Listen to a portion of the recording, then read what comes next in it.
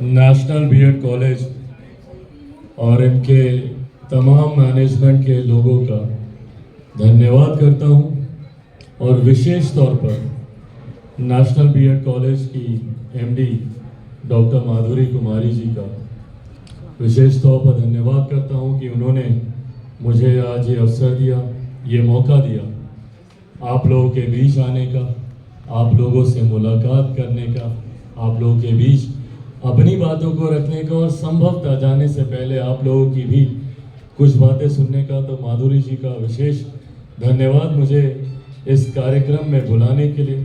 साथ ही में मैं यहाँ पर मेरे साथ चलकर आए लोक जनशक्ति पार्टी रामविलास के हमारे राष्ट्रीय उपाध्यक्ष पूर्व सांसद डॉक्टर अरुण कुमार जी, मौजूद इस सम्मानित मंच पर लोक जनशक्ति पार्टी रामविलास के हमारे राष्ट्रीय महासचिव डॉक्टर सत्यानंद शर्मा जी, मौजूद यहाँ पर हमारे प्रदेश के प्रधान महासचिव संजय पासवान जी, मौजूद यहाँ पर विष्णु पासवान जी, मौजूद यहाँ पर हमारे प्रदेश के प्रवक्ता राजेश भट्ट जी, मौजूद यहाँ पर नरेश प्रसाद सिंह जी।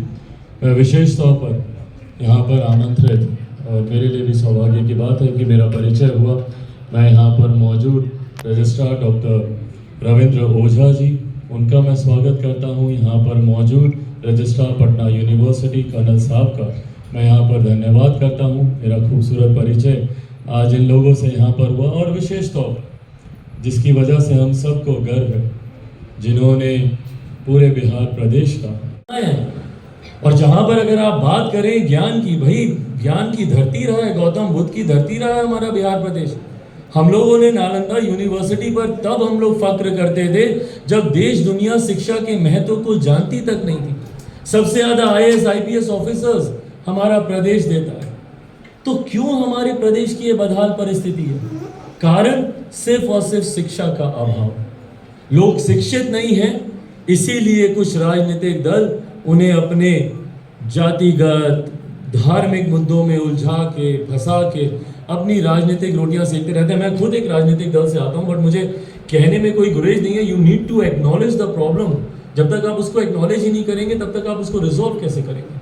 तो पहले तो आपको समझना होगा कि जड़ में समस्या कहाँ है, और वो समस्या शिक्षा का अभाव है। इसीलिए आप सबसे आग्रह करूंगा, आप में से कई ऐसे हैं जो कि आने वाले दिनों में शिक्षक बनेंगे और बहुत बड़ी जिम्मेदारी शिक्षकों के ऊपर होती है। हमारे संस्कारों में हमें सिखाया गया है, हमारे संस्कारों में हम लोगों ने शिक्षकों को भगवान से बढ़कर दर्जा दिया। हमें सिखाया जाता है कि कभी भगवान सामने दिखें और शिक्षक सामने दिखें तो पहले जाकर गुरु के आप चरण स्पर्श कीजिए, उनका आप आशीर्वाद लीजिए। इन संस्कारों से हम लोग और इस संकल्प के साथ आप लोग जब इस कॉलेज से निकल रहे हैं, जरूर इस संकल्प के साथ निकले। और कोई बहुत बड़े बड़े लक्ष्य रखने की जरूरत नहीं है। ये मत सोचे कि भैया हम पूरी देश दुनिया ही हम सुधार देंगे।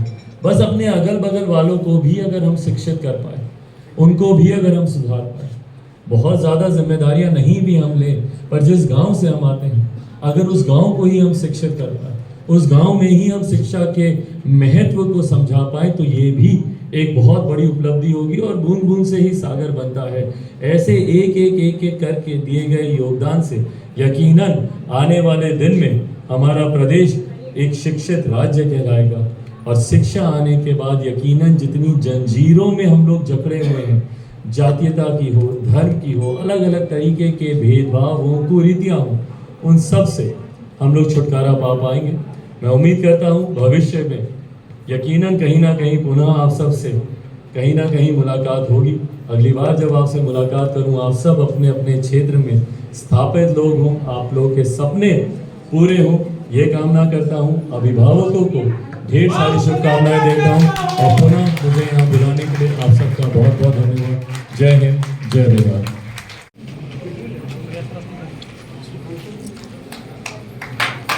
जोरदार तालियां बजाएं।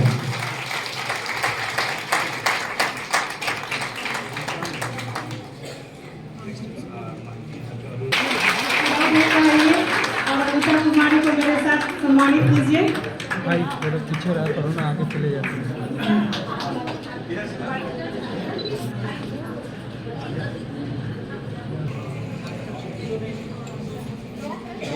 सामने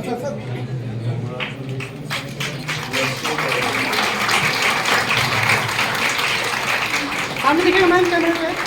Please give a big hand.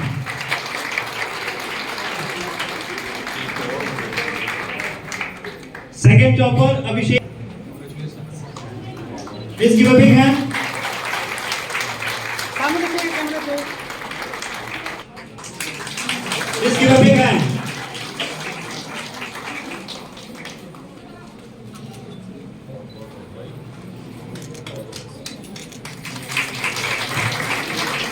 Alvin, please give a big hand.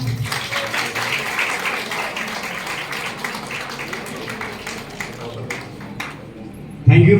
शिक्षकों की एक बहुत बड़ी जिम्मेदारी है और मैं उम्मीद करता हूँ, विश्वास रखता हूँ, मैं कोई नहीं होता आप लोगों को ज़्यादा बातें बताने वाला या किसी तरीके का कोई ज्ञान देने वाला, पर अपने जो अनुभव थे वो ज़रूर आप लोगों के साथ मैंने साझा किए और मैं अपने अनुभव से ही मैं चाहता हूँ कि आने वाले दिनों में बिहार का भविष्य आप लोगों के ही हाथों में है।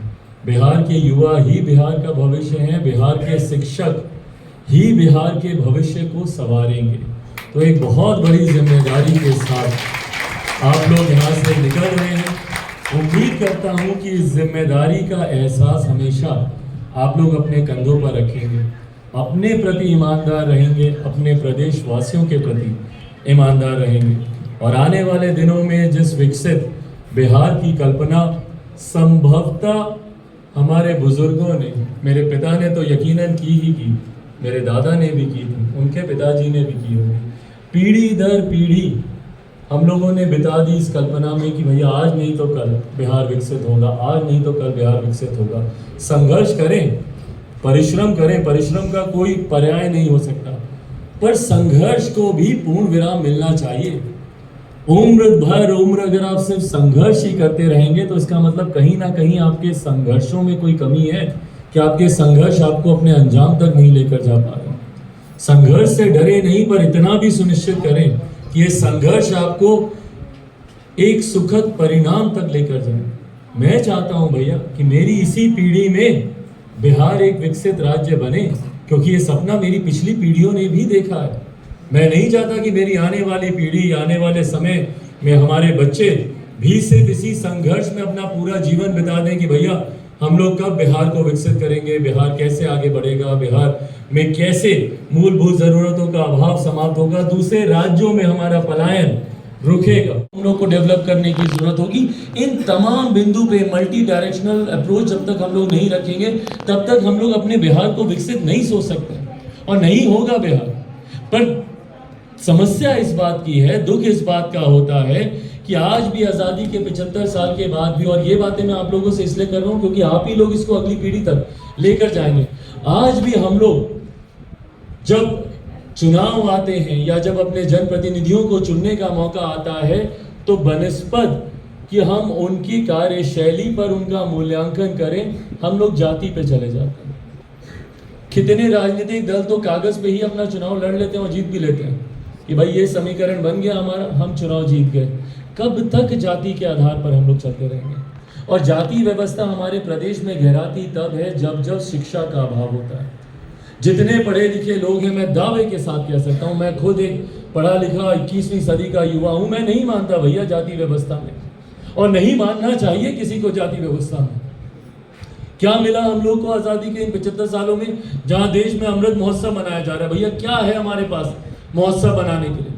आप में से कल कोई अपना भविष्य संवारने के लिए बिहार छोड़ के दूसरे प्रदेशों में जाएंगे। क्यों? क्योंकि यहाँ पे अपॉर्चुनिटीज नहीं है।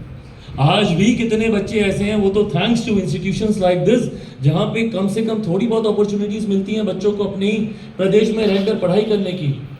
बल्कि अधिकांश लोग ऐसे हैं जिनको पहला मौका मिलता है वो बिहार छोड़कर दूसरे प्रदेशों में जाते हैं। जितने सक्षम परिवार के लोग यहाँ पे मौजूद होंगे, मैं दावे के साथ कहता हूँ, उनको पहला मौका मिलेगा वो अपने बेटा बेटी को बिहार से बाहर भेजेंगे पढ़ने की। छोड़ दीजिए भारत के ही आप बाकी राज्य देखिए, दिल्ली बम्बई चमचमाते शहर बने हुए हैं। क्या कारण है भैया कि आज़ादी के 75 साल के बाद भी आज भी हमारा प्रदेश उस तरीके से तरक्की नहीं कर पाया, उस तरीके से विकास नहीं कर पाया? क्यों? भाई एक बिहारी होने के नाते ये बातें मुझे चुभती हैं। जब मैं दूसरे राज्यों में जाकर देखता हूँ, वहाँ पे कोई मल्टीप्लेक्सेस की बात करता है, शॉपिंग मॉल्स की बात करता है, मेट्रोस की बात करता है, बुलेट ट्रेन्स की बात करता है, मतलब विकास के मापदंड नेक्स्ट लेवल पे उसका डिस्कशन होता है। और हम लोग अगर आज भी अगर अपने प्रदेश में अगर हम लोग विकास की बात करें, अपने गांव में अगर हम लोग चले जाएं, तो हम लोग के लिए विकास सीमित होकर रह जाता है कि भैया कैसे मेरे आंगन में एक चापाकल गड़े, कैसे मेरे गांव में एक ट्रांसफार्मर आ जाए, कैसे मेरे घर के बाहर एक नली बन जाए, गली बन जाए मेरे गांव में। ये विकास के मापदंड बन के रह गए हमारे प्रदेश में। ये बात किसी से छुपी नहीं है, मैं राजनीतिक बात यहाँ पे ज्यादा करूंगा नहीं, पर मेरे मुख्यमंत्री से रह रहकर लड़ाई भी इसी बात को लेकर होती है, क्योंकि मैं नहीं मानता भैया कि नली गली बनाने से बिहार का विकास हो सकता है। बिहार के विकास के लिए सही मायनों में अगर कोई सोच रखता है तो हम लोग को आईटी जॉब, आईटी सेक्टर्स की बात करनी होगी, हम लोग को इंडस्ट्रियलाइजेशन की बात करनी होगी, हम लोग को इन्वेस्टर्स को लाना होगा और उनको यहाँ पे सिंगल विंडो क्लियरेंसेस देने होंगे, ईज ऑफ बिजनेस देना होगा, एजुकेशनल हब बनाना होगा। पटना के, बिहार के अलग अलग शहरों को, पटना हो गया, भागलपुर हो गया, मुजफ्फरपुर हो गया, अलग अलग पॉकेट्स को चुनकर उसको एजुकेशनल हब बनाना होगा। प्रति व्यक्ति आय, पर कैपिटा इनकम को बढ़ाने की हम लोग को बात करनी हो। वो दूसरे प्रदेशों में जाएंगे, वहीं पे शिक्षा हासिल करेंगे, वहीं पे नौकरी करेंगे, वहीं पे घर खरीदेंगे, वहीं पे शादी करेंगे, बच्चे पैदा करेंगे और उसी प्रदेश के होके रह जाएंगे और अपने प्रदेश में वो प्रवासी कहलाए जाएंगे। अपने प्रदेश में वो कब आएंगे? जब होली, दिवाली, छठ, बहन का ब्याह, माँ बाप की तबीयत खराब। और आने वाले दिनों में आज जो हमारी ताकत है, हम लोग कहते हैं कि बिहार एक युवा प्रदेश है, आने वाले दिनों में बिहार एक बुजुर्ग प्रदेश बन के रह जाएगा। और दुख होता है भैया जब हम लोग देखते हैं कि अपने दादा दादी, नाना नानी, माता पिता बुजुर्ग व्यवस्था में उन लोगों को छोड़कर जाना पड़ता है और कोई शौक से अपना घर नहीं छोड़ता। मैं जानता हूँ, मैंने अपने पापा से बहुत प्यार किया, मैं अपनी माँ से बहुत प्यार करता हूँ, अपने परिवार से बहुत प्यार करता हूँ। मैं कभी ऐसी परिस्थिति नहीं चाहूँगा जहाँ पे मुझे घर को छोड़कर दूसरे प्रदेशों में जाना पड़े, पर मजबूरी बनता है और हम लोग जाते हैं दूसरे प्रदेश। पर क्यों और कब तक जाते रहेंगे हम लोग? भाई मैंने आज तक कभी नहीं सुना कि कोई बंबई का लड़का या लड़की बिहार आता हो शिक्षा के लिए, या कोई दिल्ली का लड़का या लड़की बिहार आता हो रोजगार के लिए। क्यों नहीं आ सकता भाई? भारत एक साथ आजाद हुआ, भारत के तमाम प्रदेश एक साथ आजाद हुए, तो क्यों एक बिहारी ही दूसरे प्रदेश जाए शिक्षा के लिए, रोजगार के लिए? बुजुर्गों को देखता हूँ दिल्ली में एम्स से सामने लाइन लगाकर खड़े रहेंगे घंटों घंटों, दिनों दिनों तक डॉक्टर से मिलने के लिए। ये व्यवस्था हमारे प्रदेश में क्यों नहीं हो सकती? नहीं जा सकता, अभी तो नहीं जा सकता, टाइम मशीन कभी बन जाए अलग बात है, बट फिलहाल नहीं जा सकता।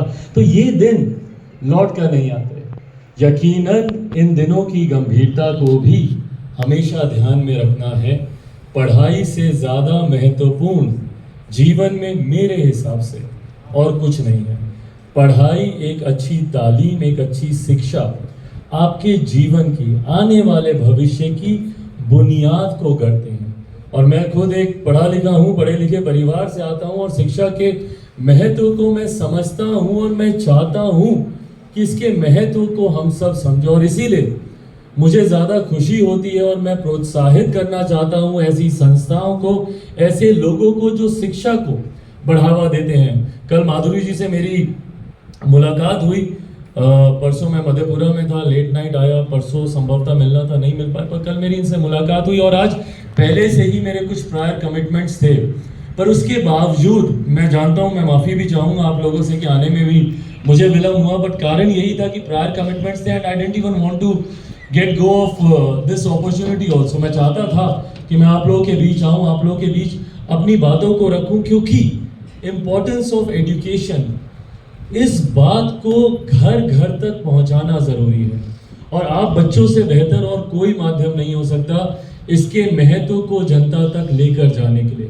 हमारा प्रदेश, जब हम इसको एक विकसित राज्य बनाने की हम लोग कल्पना करते हैं, भाई हम सब आज जितने लोग यहाँ पे मौजूद हैं, हम सब पढ़े लिखे लोग हैं और हम सब देखते हैं कि आज की तारीख में बिकॉज ऑफ ग्लोबलाइजेशन हम सबको पता है कि देश दुनिया में क्या होता है। अमिता कुमारी जी, उनको मैं बहुत सारी बधाई, ढेर सारी शुभकामनाएं देता हूँ और उनके उज्जवल भविष्य की मैं कामना करता हूँ।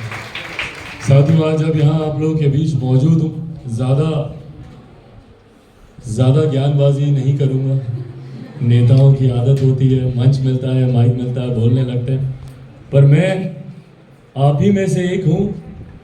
बहुत ज़्यादा संभवतः उम्र का फासला नहीं होगा, है पर ज़्यादा नहीं है। कुछ साल पहले मैं भी कॉलेज में था मैं समझ सकता हूं आप लोग जीवन के एक ऐसे पड़ाव पर हैं जहां भविष्य के सपने आपके मन मस्तिष्क में कौंधते हैं। भविष्य को लेकर बहुत सारे सपने आप लोगों ने देखे होंगे। मैं बस अपने अनुभव से 2-4 बातें आप लोगों के समक्ष रखना चाहूँगा। सपनों को पूरा करने की जिद ज़रूर पालें अपने अंदर। रास्ते में कठिनाइयाँ आएंगी, बाधाएं आएंगी, और यकीन मानिए ज़िंदगी जितनी सहज आज जिस पड़ाव पर आप हैं, जितनी सहज यहाँ से दिखती है, इतनी सहज हमेशा नहीं होगी। एंड द आयरनी इज कि इस मोड़ पर हम लोगों को ज़िंदगी की सहजता का एहसास नहीं होता।